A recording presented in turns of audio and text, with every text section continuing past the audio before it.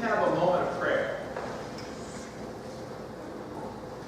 Holy and everlasting God, we give you thanks for this day that you have given to us. As we gather together in this place, may we experience your presence in our fellowship, in our prayer, in our music, in your word read and proclaimed.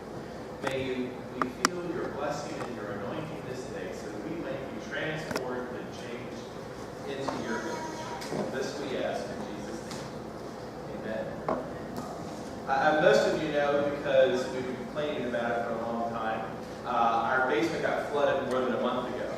If you've ever been in that position, you know that it's just not fun. There's a lot of cleaning and putting together and just stuff that has to happen. One of the things that had to happen is they brought a big pod, put it in our driveway, and packed up probably 3/4 of the stuff in the basement. I mean, they left some furniture in there that they had to move around, but you know, all the knickknacks, all the books, all the stuff that you had squirreled away in the back corner went into the pod. I'm happy to say that as of Friday, the pod is finally gone. However, now we have a basement filled with boxes, and it feels as if we just moved in. Some of them are boxes of stuff that, well, to be honest, we just sort of stuck in the basement and hadn't done anything with for 7 years. I'm sure you've been there before. Somewhere in your house, you have that corner, that closet, that piece of the basement or attic, where you just have stuff that you've accumulated over the years that someday, somehow, some way, you'll do something with. When both my mom and dad passed away, you know, I was a child who couldn't let go of stuff. In fact, I remember growing up, my mom always said, when I die, if you put all my stuff out in the front yard and sell it at a yard sale, I'm going to come and haunt you. So I took that seriously. And my wife graciously, during both their passings, allowed us to bring, you know, well, a lot of stuff. I mean, you know, like the 14-foot truck that you rent from U-Haul, stuff. Now, over the years, we've gradually got rid of some things. You know, you reach a point where, like, how many bells, music boxes, and other little odd things can you just put in your house? Well, the thing about the flood happening and all these boxes coming over the pod, we're kind of in that place again. And in some ways, it's a bonus to start to open the boxes and go through them. It forces us to look at things. Now, some of the things that we accumulated are easy to throw away. I mean, I will admit there's been a few pieces of paper that have gone into the trash that probably if our children were standing behind me, even though they're 25 and 18, they would be upset because in the middle of the page there's a line. And someone has put their initials or their name at the bottom. They would say, Mom or Dad, that's the first giraffe I ever drew. And now you're throwing it away. There's a big styrofoam castle that I will admit got a little bit damaged in trying to move some stuff around, so I need to see if I can fix it before my son, who's 25, might come back and visit again, because that's something he always looks for. It was a pride and joy that him and his friends put together for school. And there's an attachment there we always get. You're not throwing my childhood away. I have to admit, the one little corner I kind of like because they built a chapel and there's me in a robe, you know, there on the front of it. So it's special to me too, I guess. I mean, some things I remembered as we opened the box. You know, remembered when we took this picture. Remembered when we got that. Remembered the memories that went with it. There are some things I had forgotten about. Some things that I looked at and said, well, why did we ever buy this in the first place? I mean, there's a number of items at various yard sales that we went through that someday we were going to do something with this when we bought it, and yet it came home and went into a box. Sometimes we look at some of the things and we wonder, you know, who bought us that 20 years ago, and why in the world would we ever keep it? You know, let me let you in on a little secret. No matter who's your pastor, today, tomorrow, or the next day, they probably have enough Bibles and crosses. Just saying. But it's true. I mean, you get a whole row, a whole box of little knickknacks and things that people give you. I mean, other things, when you look at them, some of them fill you with just precious memories. Some are happy, some are excited. It's like exciting, there we go. Some have, to be honest, can be a little sad. But all of them are to be cherished. I mean, we found things that we expected, some things we never expected to see again. Well, the same is true, I think, in some ways when we think about Scripture. I mean, some of it's familiar. We learned it as a child. We've heard it before. We have seen it so often that that we visit again and again. I cannot hear Psalm 23 and not see my sister, and some of you will have no idea what I'm talking about, but most of you probably will. See my sisters in VBS standing in front of the blue flannel board, putting up the little shepherds and the little things that look like stones that had the various pieces of the word. I'm just very familiar with the flannel words. Oh Lord, less people than I thought. Okay, I'm getting old. Go look it up on the internet. It was high tech in my day and time. You know, when I hear that scripture, it's so familiar. That's what I see. Some passages, when we come to them, they might seem a little more unfamiliar. I mean, maybe we hear them once in a while, but when we look at them, we wonder, where has that been? Why have I not heard about this or talked about it before? It's a treasure, almost. It's just waiting to be found. Now, Paul's letter to the Ephesians is one of those books. It's familiar in many ways. We have heard things preached from it time and time again. Perhaps we've studied it in Bible study. Yet each time we come to it, if we come with an open heart and open mind, with a teachable spirit, we can find something new. This letter really is a call, well, to a way of life, a new beginning, an opportunity to change.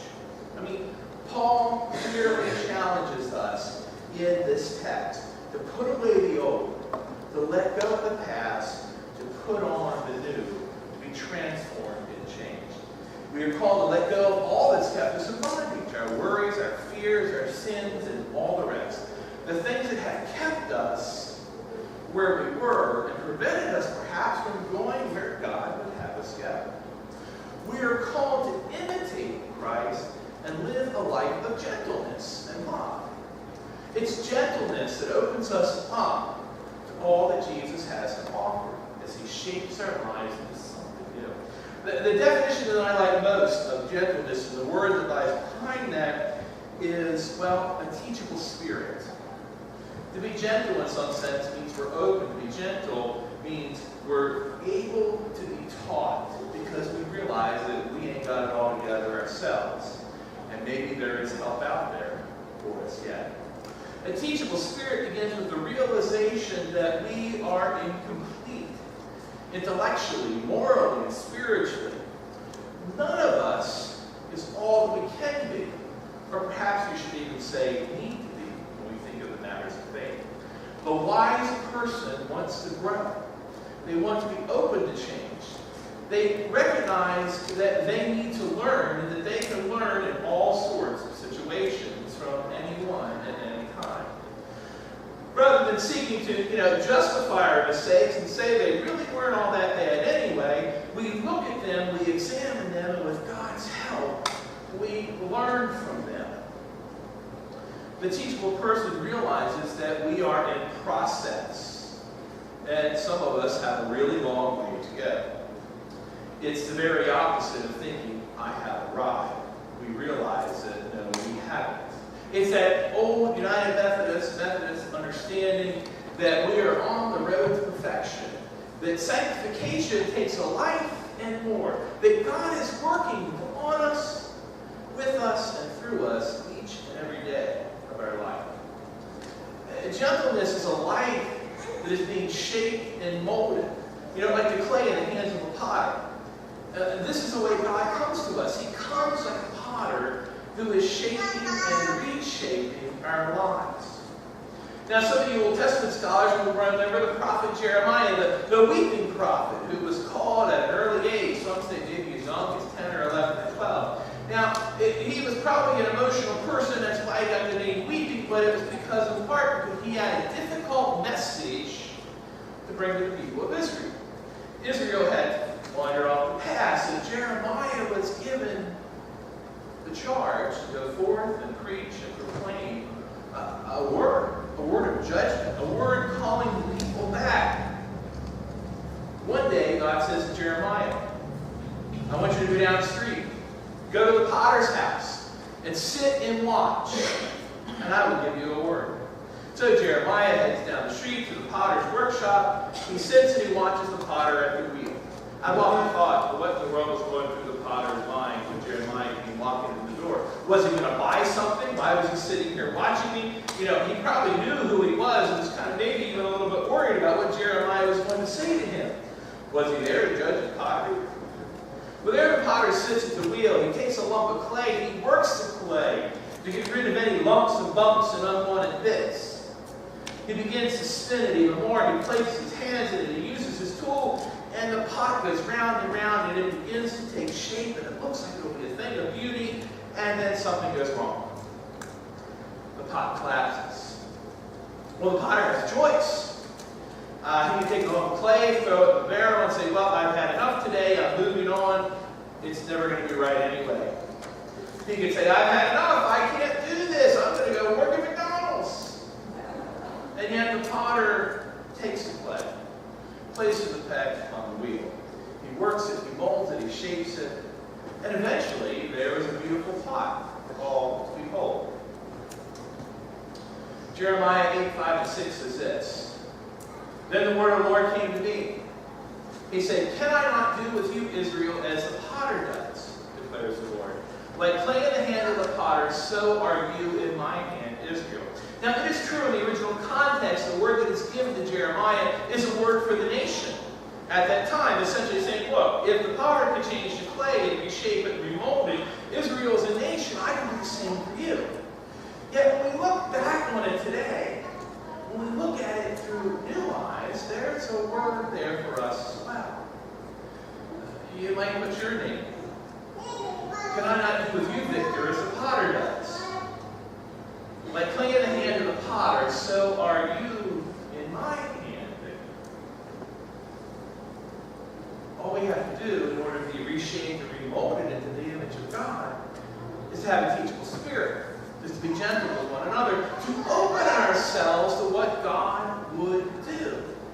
And then like the potter, he can, well, work us over. He can use his tools. He can use his gentle hands. He can use his word of hope that seeks to shape us and make us into what God would have us be. A teachable spirit allows the reality of God's love to come into our lives. This love changes us when we allow ourselves to be teachable. Now, some of you are familiar, I'm sure, with John Leslie's covenant service that was first introduced in 1775. No, not because you were there, that was a while ago, but it was an important part of the spiritual life in the early Methodist society. It still is a part of our tradition, although unfortunately, more often than not, it's sort of relegated to New Year's Eve. The last time I tried to do one on New Year's Eve, it was me and two other people. Okay. Not, well, I'll just let it go at that.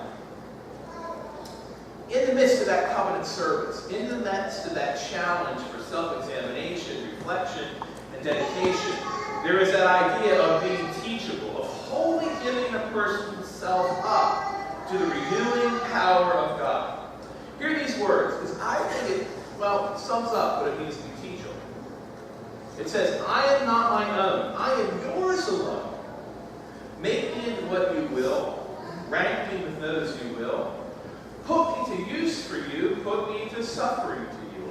Let me be employed for you. Let me be laid aside for you. Let me be lifted high for you. Let me be lifted low for you. Let me be full or let me be empty. Let me have all things, or let me have nothing. With a willing heart, I might say teachable spirit there, I freely give everything to your pleasure and disposal. Well, to me, that's true surrender. That's true gentleness. That's a teachable spirit. That's what we all are challenged to have. A sense of openness to what God has done and what God